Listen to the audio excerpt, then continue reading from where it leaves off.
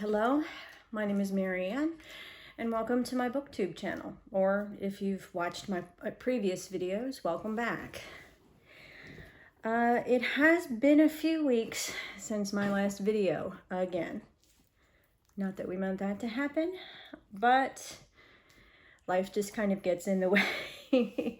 It doesn't mean that I haven't been reading during that time. In fact, my reading has really picked up in the last few weeks.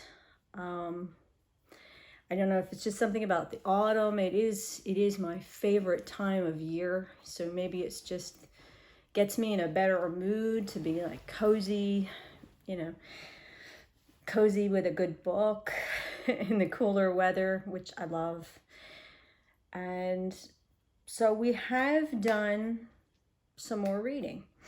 I decided this year, although it's been a thing that I have heard of in the past, to participate in Victober, the Victorian Reads readathon.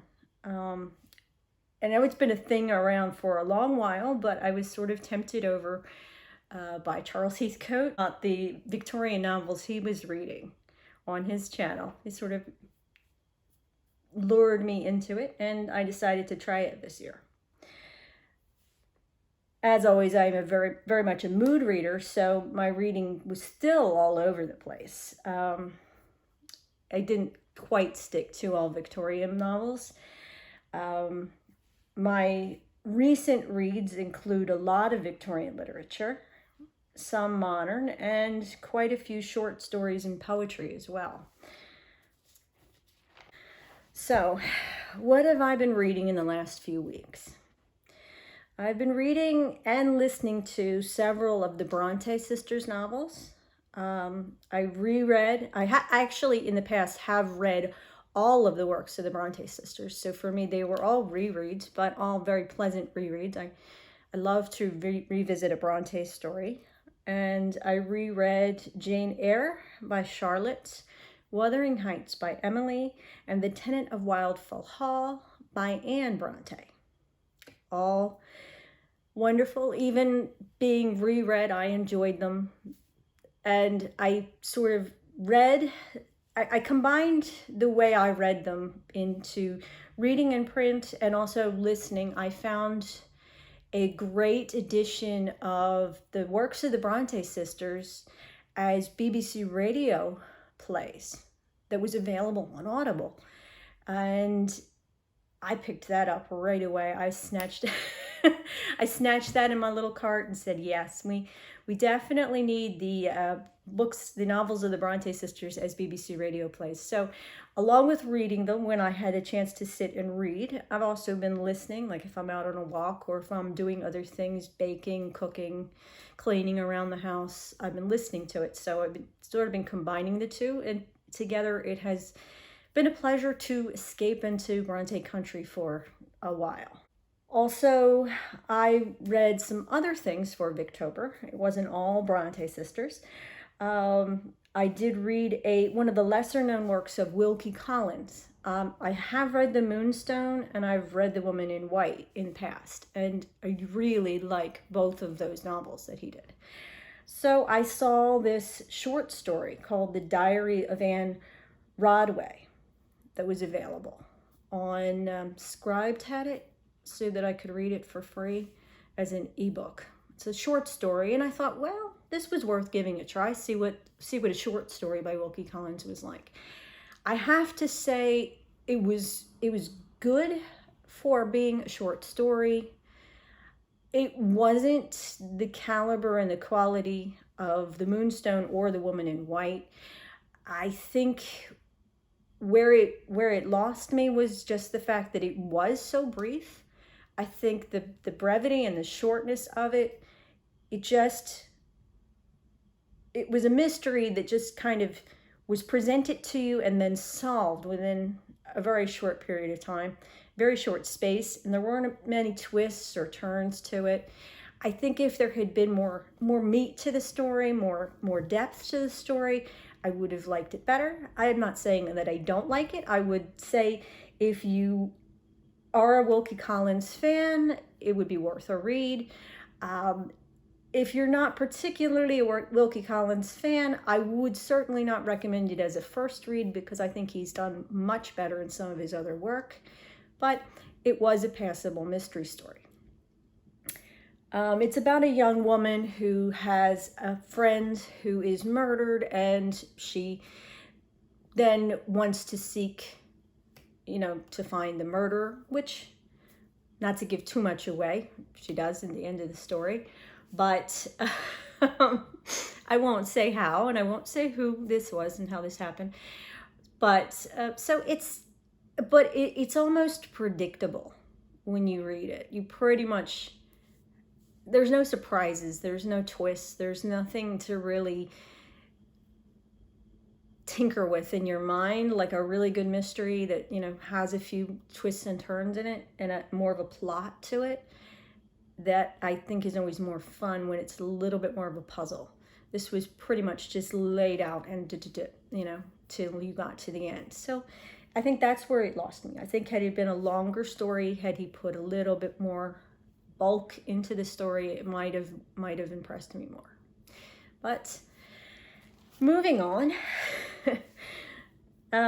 Also in my Victober reading, I have stretched the rules of Victober. I believe that Victober is supposed to be Victorian authors, and to my understanding, from when I hear people talk about it, it's mostly English authors. I stretched it a little bit, allowed a little American license in there, and allowed Edgar Allan Poe into my Victober reading. Edgar Allan Poe is an American writer, but he did write during the Victorian era. So I thought, we'll just stretch the rules a little bit and allow him in. He's a favorite of mine, so, and it's the perfect time of the year to read Poe. So I've been going through, I have a complete works of Edgar Allan Poe volume with all of his writing and also his poetry and things. And so I've been dipping in and out of that throughout these last couple weeks too. Just reading the odd story here and there between things, or going through his poetry, which is they're just like going back to old favorites. Just a very pleasant, enjoyable escape to take a moment to read some Poe.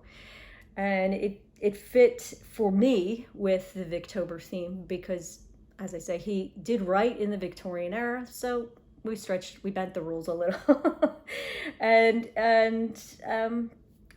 on to more modern reading. I recently read and very much enjoyed the brand new anthology that is out, Local Haunts, which includes several stories from several BookTube, HorrorTube, AuthorTube members that have channels on here. All their channels, by the way, are also referenced in the back of the book. The stories I thought were all very good. They are all great. I mean, if you're looking for a good ghost story, a good sort of urban legend, basically they're stories of the local ghosts and the local hauntings in each of the authors' respective areas of the world. And being booktubers, we are international, so they do go around the world. Among the authors in there are Dane Cobain of Dane Reads, and also Cam Wolfe of Page Nomad. And I definitely recommend this to anyone who just likes a really good ghost story. And there's still a little time to get one in before Halloween. I have also, at the time of filming this video, started reading Meat by Dane Cobain. I haven't gotten through it yet. It is a chunkier read of Dane's. I am enjoying it. I will say it's definitely one that might make you want to go vegan or vegetarian when you read the things that are in there. but I'm not going to give anything away on it, really. I think you just need to read it. It's good writing, and I'm not, like I said, I'm not finished it, so I'll do a deeper, more in-depth review of it another time. But so far, I am enjoying the book. I do like it, and it's great for the season. So, I guess that brings us to the end of what I read in the last couple of weeks. I read the Brontes, I've read Poe, I read Wilkie Collins, I read the local haunts, and we did some reading. I guess that's all for this time. And of course, because he has to say hello, Mr. Finnegan will say hello, won't you? Yeah. Finn says hi. Finn says like and subscribe. Don't you? Yeah. See that? Yeah. Okay. But my little boy is there with his mama, as always. So I will see you in the next one.